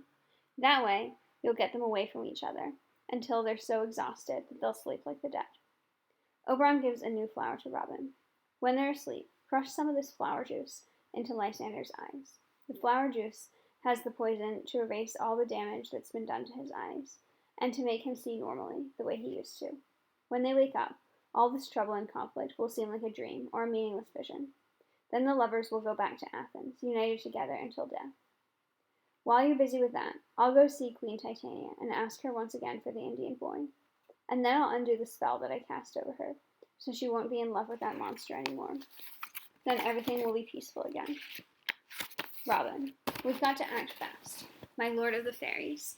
Night's fading quickly, and in the distance the morning star is shining, warning us the dawn is coming. At dawn, the ghosts that have been wandering around all night go home to the graveyards, the souls of people who weren't buried in holy ground, but instead lie rotting by the side of the road, or at the bottom of the river, have already gone back to their wormy graves. They weren't buried in a real graveyard, because they committed suicide, and they don't want their shame to be seen in daylight, so they avoid sunlight and stay forever in the darkness of night. Oberon. But we're not like that.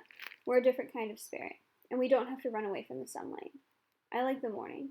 I often wander around in the woods like a forest ranger, until the sun rises in the fire-red sky over the ocean, turning the salty green water to gold. But you should hurry anyway. Don't delay. We still have time to get all of this done before daybreak. Oberon exits. Robin. Up and down, I will lead them up and down. The people fear me in the country and the town. Goblin, lead them up and down. Here comes one of them now. Lysander enters. Lysander. Where are you, Demetrius? You arrogant bastard. Say something. Robin, in Demetrius's voice. I'm over here, you villain, with my sword out and ready to fight. Where are you? Lysander. I'm coming. Robin, in Demetrius's voice. Let's go to a flatter area where we can fight more easily. Lysander exits. Demetrius enters. Demetrius. Lysander, say something. You coward. Did you run away from me? Say something. Are you behind some bush? Where are you hiding? Robin, in Lysander's voice. You coward. Are you bragging to the stars and telling the bushes that you want to fight, but then you won't come and fight me? Come here, you coward. Come here, you child. I'll beat you with a stick. It would be shameful to fight you with a sword, the way I would fight a real man. Demetrius, are you there? Robin, in Lysander's voice. Follow my voice. This isn't a good place to fight. They exit. Lysander enters. Lysander. He's walking ahead of me, and he keeps daring me to follow him. When I reach the place he's calling from, he disappears. This villain is much quicker than I am. I ran after him fast, but he ran away from me faster, so that now here I am in some dark part of the forest, where the ground is uneven. I'll rest here. He lies down. I hope the pleasant daytime comes soon. As soon as the gray light of early morning appears, I'll find Demetrius and get my revenge for this insult. Lysander lies down and falls asleep. Robin and Demetrius enter. Robin, in Lysander's voice. Ha ha ha! Hey, you coward, why aren't you coming? Demetrius. Wait for me if you're not too scared. I know that's why you're running away from me, constantly changing places. You're afraid to stand still and wait for me. You're scared to look me in the eye. Where are you now? Robin, in Lysander's voice. Come here, I'm over here. Demetrius. No, you're just taunting me. You'll pay for this if I ever see you face to face in the daylight. Go wherever you want. I'm exhausted. I need to lie down and sleep on this cold ground. But watch out. I'll find you at dawn.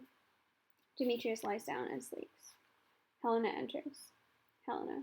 Oh, what a long, tedious, exhausting night. I wish it would end.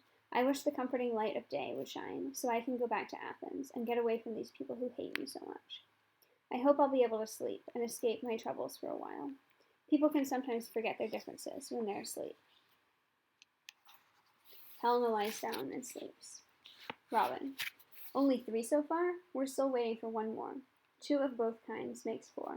Ah, here she comes, angry and sad. Cupid is a bad boy for making poor women go crazy like this. Hermia enters. Hermia. I've never been more exhausted or upset. I'm all wet from the dew and scratched up by thorns, and I can't crawl any farther.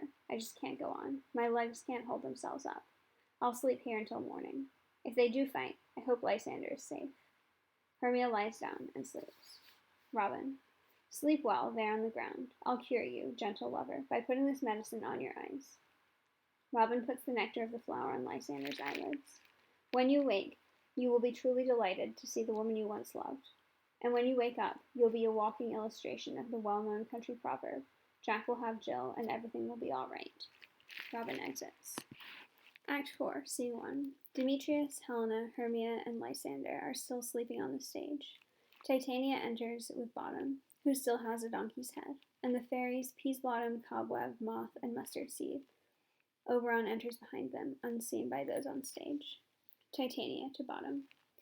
Come over here and sit on this flowery bed while I caress those lovable cheeks. I'll put roses on your silky smooth head and kiss your big beautiful ears, my gentle darling. Bottom. Where's Peasblossom? Peasblossom. Here. Bottom. Scratch my head, Peasblossom. Where is Monsieur Cobweb? Cobweb. Here. Bottom. Monsieur Cobweb.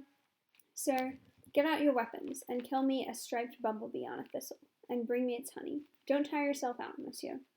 Oh, and monsieur, be careful not to break the honey sac. I'd hate to see you drown in honey, sir. Cobweb exits. Where's Monsieur Mustard Seed?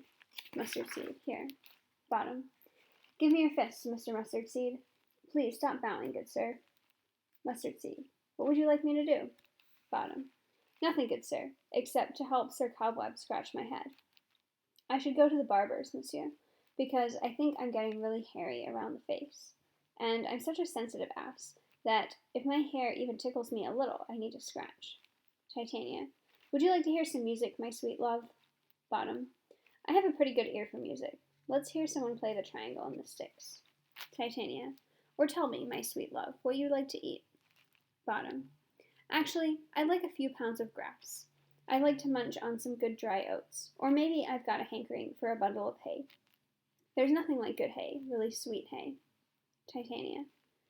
I have an adventurous fairy who will go out and seek the squirrel's secret stash and get you some fresh nuts. Bottom. I'd rather have a handful or 2 of dried peas. But please don't let any of your people wake me up. I really want to sleep now. Titania. Go to sleep, and I will wrap my arms around you. Fairies, go away. Run off in all directions. The fairies exit. I'm putting my arms around you, just like the woodbine tendril gently twists itself around the sweet honeysuckle, and like the female ivy curls itself around the branches of the elm tree. Oh, how I love you. I'm so crazy about you. Bottom and Titania sleep. Robin enters. Oberon. Welcome, good Robin. Do you see this sweet sight? Now I'm starting to pity Titania for being so infatuated. I ran into her recently at the edge of the forest, looking for sweet presents for this hateful idiot, and I scolded her and argued with her. She had put a wreath of fresh, fragrant flowers around his hairy forehead, and the drops of dew that lay in the center of the flowers made the flowers look like they were crying with shame to be decorating the head of that ugly jackass. When I had taunted her as much as I wanted to, and she begged me very nicely to leave her alone, I asked her for the stolen Indian child. She said yes right away, and sent a fairy to bring him to my home in fairyland. And now that I have the boy, I'll undo the spell that makes her vision so disgustingly wrong.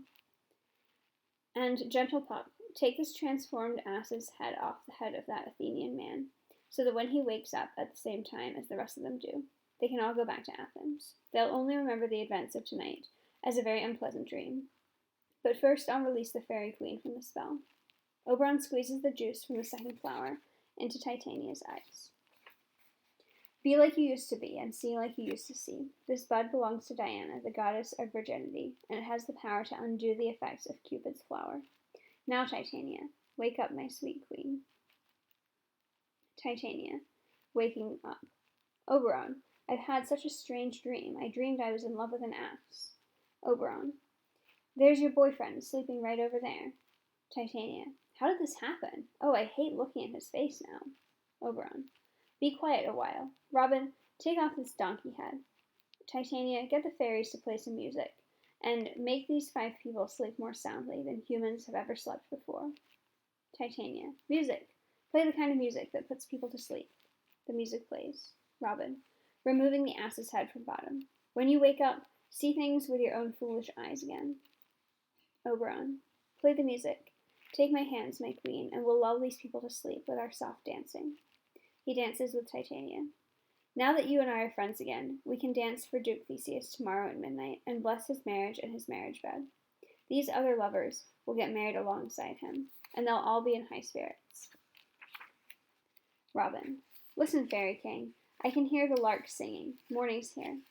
Oberon, in that case, my queen, let's travel silently and solemnly across the globe to where it's still night, circling the earth faster than the moon does. Titania, while we're walking, you can tell me how I ended up sleeping on the ground with these humans last night. Oberon, Titania, and Robin exit. A hunting horn blows. Theseus enters with his servants, Aegeus and Hippolyta. Theseus, one of you go find the forest ranger. Since we're done with the May Day rites, and it's still so early in the morning, my love will have the chance to hear the beautiful music of my hunting dogs barking as they chase their prey. Unleash the dogs in the western valley. Let them go. Now go find the forest ranger. A servant exits. My beautiful queen, we'll go up the mountains and listen to the hounds as their barking echoes in the cliffs and sounds like music. Hippolyta, I was with the heroes Hercules and Cadmus once, when their Spartan hunting dogs cornered a bear. I never heard such impressive barking before. The forest, the skies, the mountains, everything around us seemed to echo the barks of the hounds. I never heard such raucous music, such pleasant thunder. Theseus, my dogs are bred from Spartan hounds. They have the same folds of flesh around their mouths, the same sandy-colored fur, and hanging ears that brush the morning dew off the grass. They have crooked knees and folds of skin under their necks, just like the Spartan hounds. They're not very fast in the chase, but their barking sounds like bells ringing. Each bark is perfectly in tune with the others, like notes on a scale. No one anywhere has ever gone hunting with a more musical pack of dogs. Judge for yourself when you hear them. He sees the 4 lovers sleeping. But wait a minute. Who are these women? Aegeus, my lord, that's my daughter asleep on the ground over there. And this is Lysander here, and this is Demetrius, and this is Helena, old Nidar's daughter. I don't understand why they're all here together. Theseus, they probably woke up early to celebrate May Day, and came here for my celebration, when they heard I'd be here. But tell me, Aegeus, isn't today the day when Hermia has to tell us her decision about whether she'll marry Demetrius? Aegeus. It is, my lord. Theseus. Go tell the hunters to blow their horns and wake them up. A servant exits. Someone shouts off stage. Horns are blown. Lysander, Demetrius, Helena, and Hermia wake up. Good morning, my friends. Valentine's Day is over. Are you lovebirds only starting to pair up now? Lysander, Demetrius, Helena, and Hermia all kneel. Lysander. Forgive us, my lord. Theseus. Please, all of you, stand up. Lysander, Demetrius, Helena, and Hermia get up. To Lysander and Demetrius. I know you two are enemies. Has the world really become so gentle and peaceful that people who hate each other have started to trust each other and sleep beside each other without being afraid? Lysander. My lord, what I say may be a little confused, since I'm half asleep and half awake.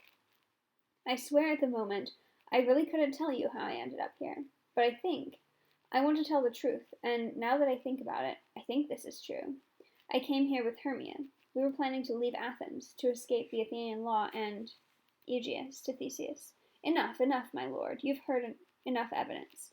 I insist that the law punish him. They were going to run away. Demetrius. They were running away to defeat us, robbing you of your wife, and me of my fatherly right to decide who my son-in-law will be. Demetrius to Theseus. My lord, the beautiful Helena told me about their secret plan to escape his force. I was furious and followed them here, and the lovely Helena was so in love with me that she followed me. I'm not sure how it happened, but somehow, something made my love for Hermia melt away like snow. My past love for Hermia now seems like a memory of some cheap toy I used to love as a child. Now the only person I love and believe in and want to look at is Helena. I was engaged to her before I ever met Hermia. Then I hated her for a time, as a sick person hates the food he usually loves. But now I have my natural taste back, like a sick person when he recovers. Now I want Helena. I love her. I long for her. And I will always be true to her. Theseus. You pretty lovers are lucky you met me here. We'll talk more about this later. Aegeus, I'm overriding your wishes. These couples will be married, along with me and Hippolyta, in the temple later today. And now, since the morning is almost over, we'll give up on the idea of hunting. Come with us to Athens. We three couples will celebrate with a sumptuous feast. Come, Hippolyta. Theseus, Hippolyta, and Aegeus exit with their followers. Demetrius. What exactly just happened? The events of last night seem small and hard to see clearly, like far-off mountains that look like clouds in the distance. Hermia. Yes, it's like my eyes are out of focus, and I'm seeing everything double. Helena. Me too. I won Demetrius so easily, as if he were a precious diamond I just found lying around. It's mine because I found it, but I feel like someone else could easily come and claim it was hers. Demetrius. Are you sure we're awake? It seems to me like we're still sleeping, still dreaming. Do you remember seeing the Duke here? Did he tell us to follow him? Hermia. Yes, he did, and my father was here too. Helena. And Hippolyta. Lysander. And he told us to follow him to the temple. Demetrius. Well then, we're awake. Let's follow him. We can tell one another our dreams along the way. Lysander, Demetrius, Helena, and Hermia exit. Bottom. Waking up. Tell me when my cue comes, and I'll say my line. My next cue is Most Handsome Paramus. Hey, Peter Quince, Flute the bellows repairman, Snout the handyman, Starveling? My God, they've all run away and left me sleeping here. What a weird dream I had. You can't even describe such a weird dream. You'd be an ass if you tried to explain it. I thought I was... No, nobody can even describe what I was. I thought I had... But a person would be an idiot to try to say what I thought I had. No eye has ever heard, no ear has ever seen, no hand has tasted, or tongue felt, or heart described what my dream was like. I'll get Peter Quince to write this dream down as a ballad. I'll call it Bottom's Dream, because it's so deep that it has no bottom, and I'll sing it for the Duke in the intermission of a play.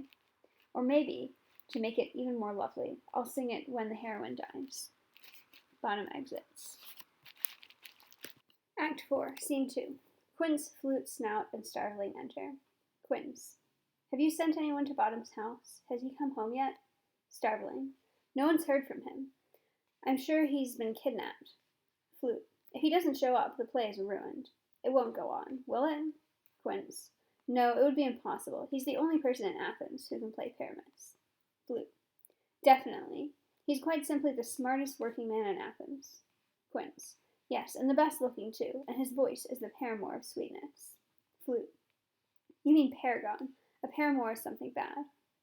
Snug enters. Snug. The Duke's leaving the temple. 2 or 3 more lords and ladies have been married too. If we'd been able to put on our play, we would have had a maid. Flute. Oh, that great funny guy Bottom.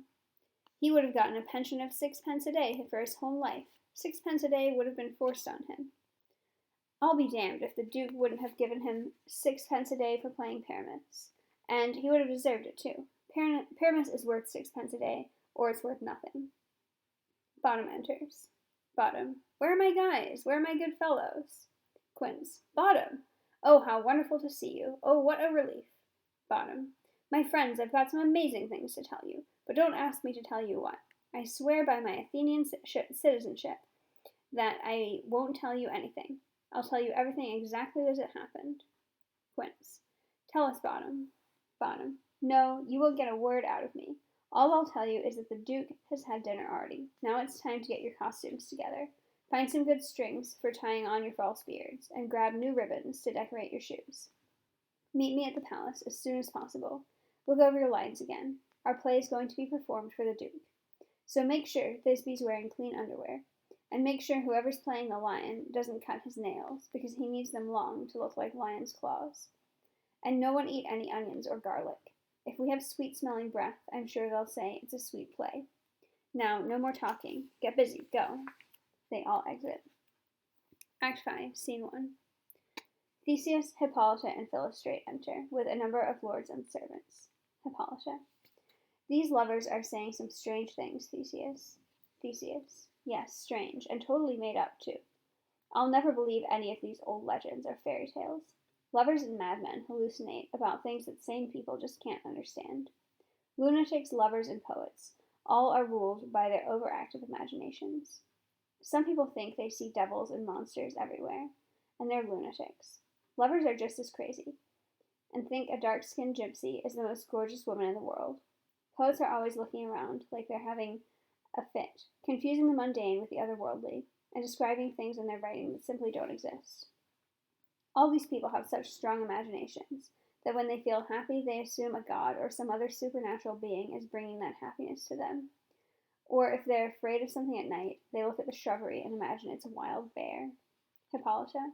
But the story that these lovers are telling, and the fact that they all saw and heard exactly the same things, make me think there's more going on here than imaginary fantasies.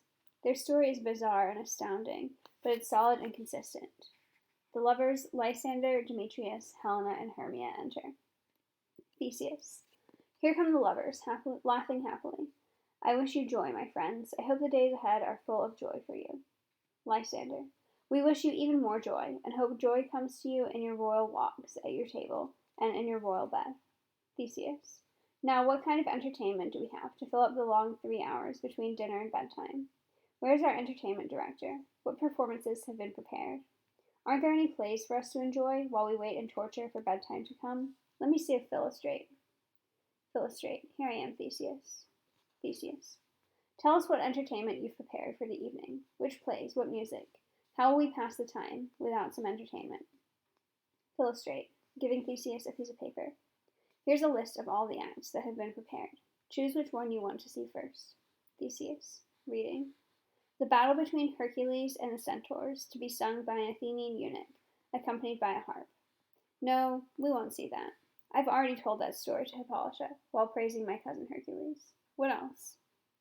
The riot of the drunk bacchanals, who ripped the singer Orpheus to shreds. That's an old show, and I saw it the last time I came back from conquering Thebes. The 9 muses mourning the death of learning and scholarship. That's some sharp critical satire, and it's not appropriate for a wedding. A tedious short drama about young Paramus and his love Thisbe, a very sad and tragic comedy. A sad comedy? Short, but still tedious? That's like hot ice and strange snow. How can this drama be so many contradictory things? Philostrate. It's a play about 10 words long, which is the shortest play I've ever heard of, but, in my opinion, it's about 10 words too long. That's why it's tedious. In the entire play, not one word is well written, and not one of the actors is right for his part. It's tragic because Paramus kills himself. I have to admit that when I saw his suicide during rehearsal, I had tears in my eyes. but they were tears of laughter. Theseus. Who are the actors? Philostrate. Rough workmen from Athens, who never spent much of their time thinking. Now they've worn out their out-of-shape brains to put on this play for your wedding. Theseus. So let's see it. Philostrate. No, my noble lord, this play isn't right for you. I've seen the whole thing, and it's completely worthless. Unless you think their bad acting and their misremembered lines, which they memorized so painfully, are funny. Theseus. I'll watch this play. Nothing can really be bad when it's created by simple people who try hard. Come on, bring them in, and sit down, ladies.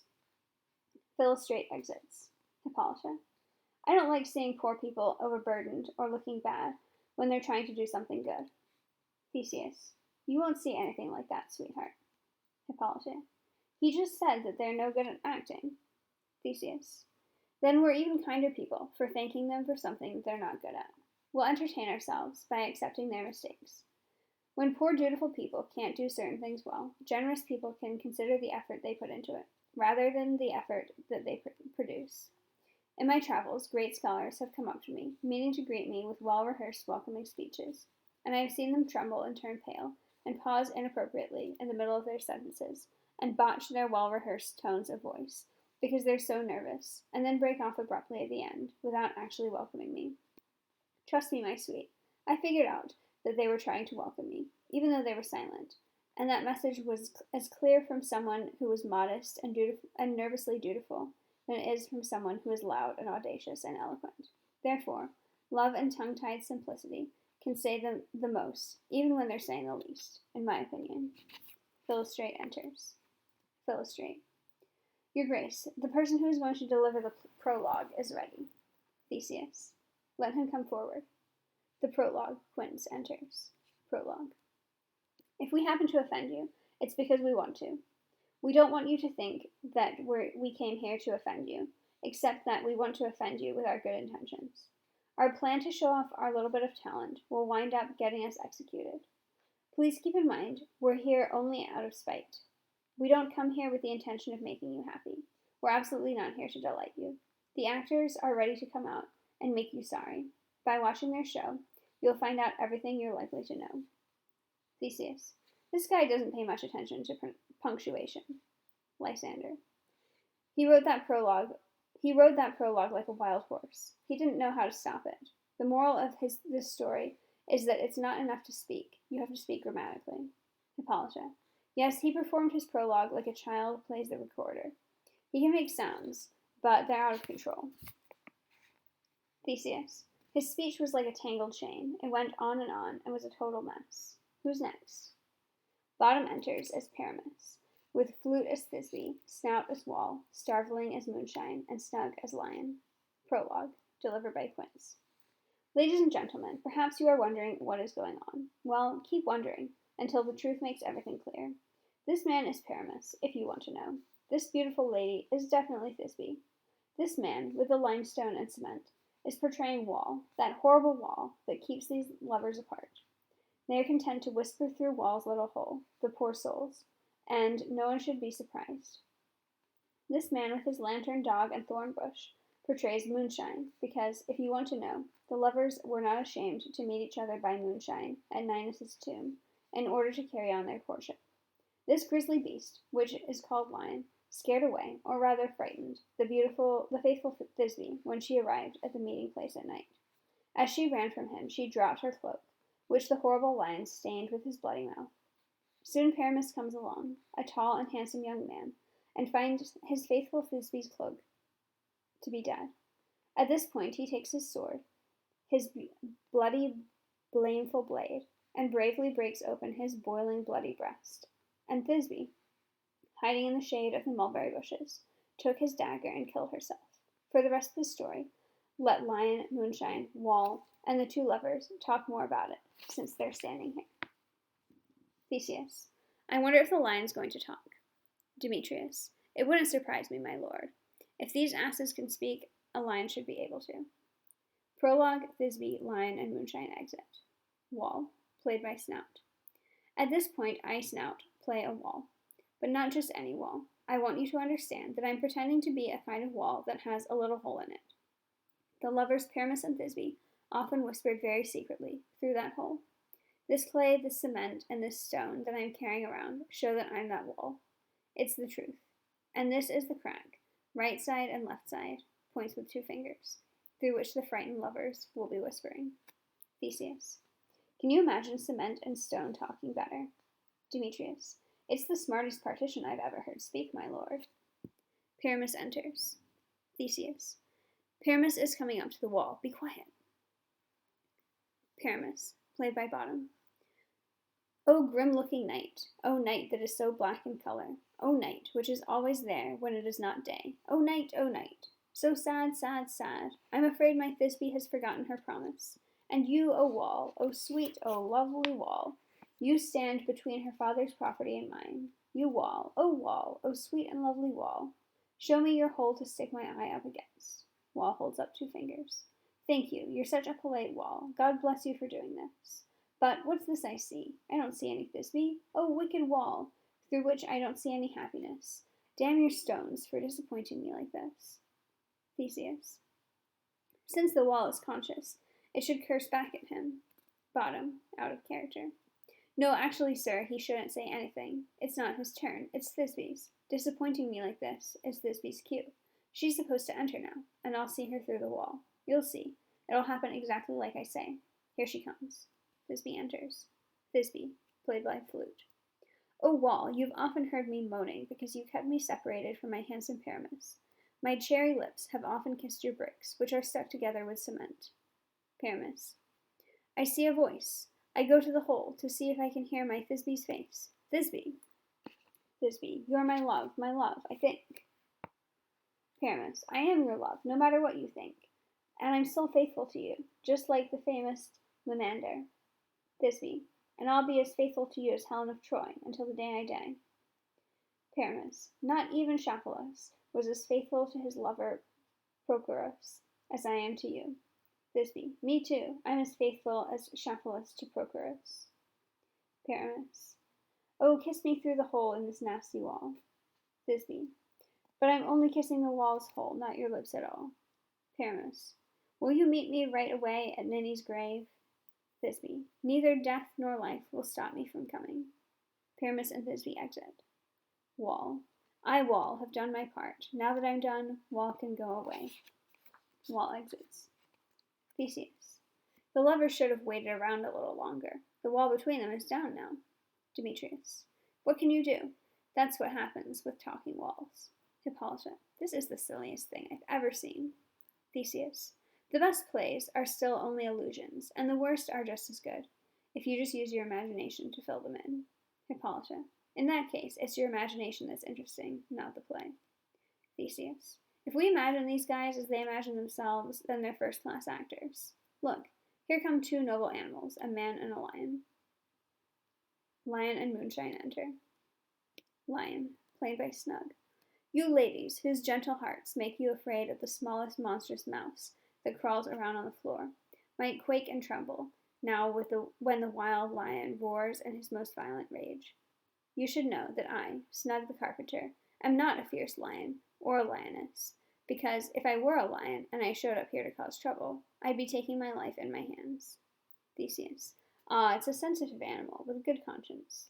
Demetrius. He's the best actor I've ever seen play a lion. Lysander. He's as brave as a fox. Theseus. True, and as wise as a goose. Demetrius. Oh, that's not true, my lord. He's not brave enough to be wise. Theseus. He's not wise enough to be brave. Anyway, he is what he is. Let's listen to the moon. Moonshine. This lantern represents the horned moon. Demetrius. He should have worn the horns on his head. Theseus. He is not a crescent moon, so his horns must be invisible inside the circle.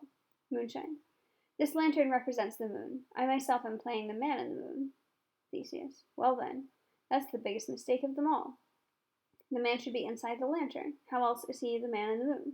Demetrius. He can't go in there because of the candle. It's too hot. Hippolyta. I'm tired of this moon. I wish he'd wax or wane off the stage. Theseus. It seems like he's waning, but out of politeness, we'll have to wait and see. Lysander. Go ahead, Moon. Moonshine. All I wanted to tell you is that the lantern is the moon. I'm the man in the moon. This thorn brush is my thorn brush, and this dog is my dog. Demetrius. Well, all of these should be in the lantern, because they're all in the moon. But be quiet. Here comes Thisbe. Thisbe enters. Thisbe. This is old Ninny's tomb. But where is my love? Lion, roaring. Hey! Thisbe runs off, dropping her cloak. Demetrius. Good roaring, Lion. Theseus. Good running, Thisbe. Hippolyta. Good shining, Moon. Really, the moon shines very well. Lion shakes Thisbe's cloak around and stains it with blood. Theseus. That's good, Lion. Shake it around like a cat with a mouse. Pyramus enters. Demetrius. And then Pyramus showed up. Lion exits. Lysander. So the lion disappeared. Pyramus. Sweet moon, I thank you for your sunny beams. I thank you, moon, for shining now so bright, because by the light of your gracious gold and glittering gleams, I hope to be able to see my faithful Thisbe. But wait, oh no. But look, poor me, what a terrible tragedy is here. Eyes, do you see? How can it be? Oh, dainty duck, oh dear, your cloak so good. What, stained with blood? Come, terrible furies, and punish whoever has hurt her. Oh, fate, come and kill the thread of my life. Conquer, crush, conclude, and kill. Theseus. You could get sad watching this actor's passionate lament, if one of your good friends happened to die right at the same time. Hippolyta. Damned if I don't feel sorry for him. Pyramus.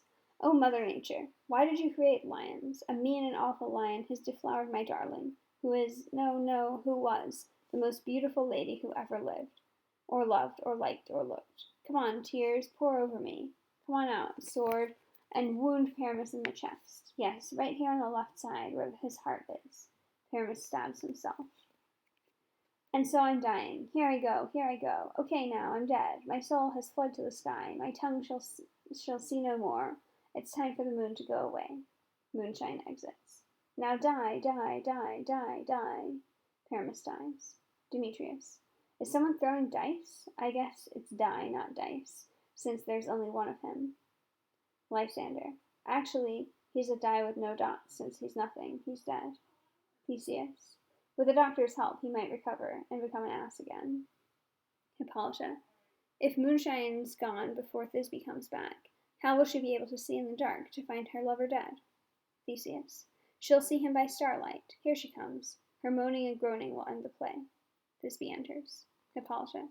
I don't think a ridiculous Pyramus like that one deserves much moaning. I hope she keeps it short. Demetrius. I can't decide whether Pyramus or Thisbe is better.